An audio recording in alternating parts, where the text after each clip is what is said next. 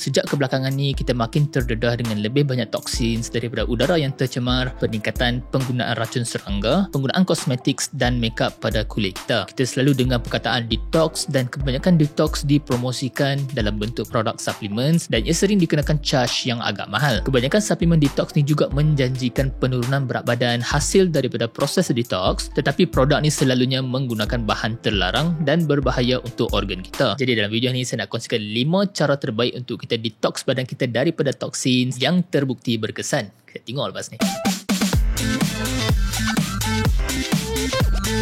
Assalamualaikum guys, what's cracking? Back with another video. Apabila kita lihat produk-produk yang claim yang dia boleh detox badan kita daripada toksin, kita sanggup berbelanja beratus-ratus ringgit di atas nama kesihatan. Memang betul, setiap hari badan kita mengumpul toksin daripada luar dan juga daripada dalam badan kita. Tetapi sebenarnya kita kena ingat yang badan kita ni dilengkapi dengan pelbagai organs yang jauh lebih canggih untuk membersihkan diri kita daripada toksin. Antara organ utama yang terlibat untuk mengeluarkan toksin termasuklah paru-paru kita, hati, usus, buah pinggang dan juga kulit kita. Jadi daripada kita nak spend beratus-ratus ringgit untuk membeli produk suplemen detox yang belum tentu lagi berkesan dan mungkin meninggalkan kesan sampingan kepada kita, saya nak kongsikan 5 cara terbaik untuk kita nak mengoptimalkan sistem detox yang sudah ada dalam badan kita. Cara yang pertama untuk kita detox adalah dengan mengurangkan gula dan makanan yang berproses. Kita tahu yang makanan yang tinggi dalam gula dan proses ni berkait rapat dengan masalah obesiti, keradangan dan hati yang berlemak. Hati yang berlemak boleh merosakkan fungsi hati kita dan menyebabkan sirosis sekiranya tidak dikawal. Dengan menggantikan makanan yang tidak sihat ni dengan makanan seperti buah-buahan dan sayur-sayuran, kita dapat mengurangkan lemak dalam badan dan memastikan hati kita dapat detox badan kita dengan efisien. Cara kedua adalah dengan memilih makanan yang tinggi antioksidan.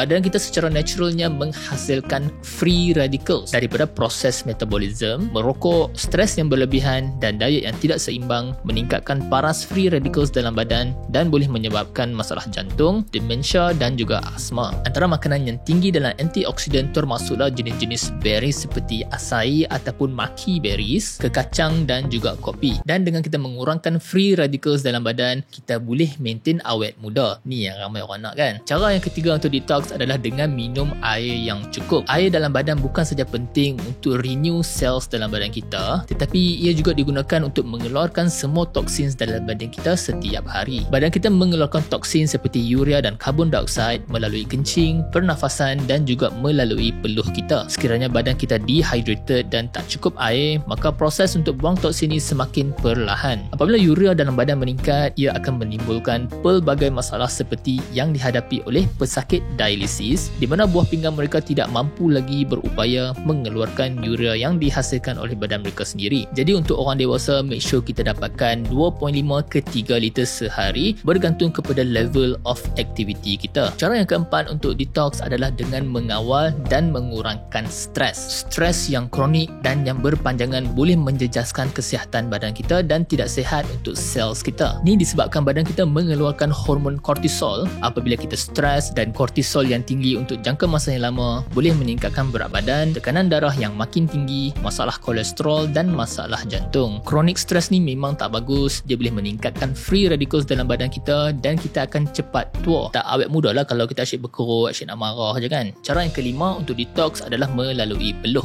Exercise atau senaman adalah salah satu cara yang efektif untuk detox badan kita. Toksin dapat dikeluarkan melalui peluh kita dan senaman mampu untuk mengurangkan keradangan di dalam badan kita. Apabila kita dapat mengurangkan masalah obesiti, menurunkan paras kolesterol dan kencing manis, organ dalaman kita yang ditugaskan untuk membersihkan badan kita daripada toksin dapat berfungsi dengan lebih baik. Jadi lain kali kalau kita tengok produk-produk yang menjual suplemen untuk detox badan, kita perlu ingat yang kita memang dah mempunyai sistem yang jauh lebih canggih, yang jauh lebih efisien. Duit-duit yang kita simpan untuk nak beli supplements tu, kita boleh menggunakan untuk bayar gym membership, untuk exercise atau membeli makanan-makanan yang lebih berkhasiat. Dan sekiranya anda nak tahu apakah tanda-tanda awal masalah buah pinggang, anda boleh tengok video selepas ni. That's the video guys. Saya harap hampa suka konten seperti ini.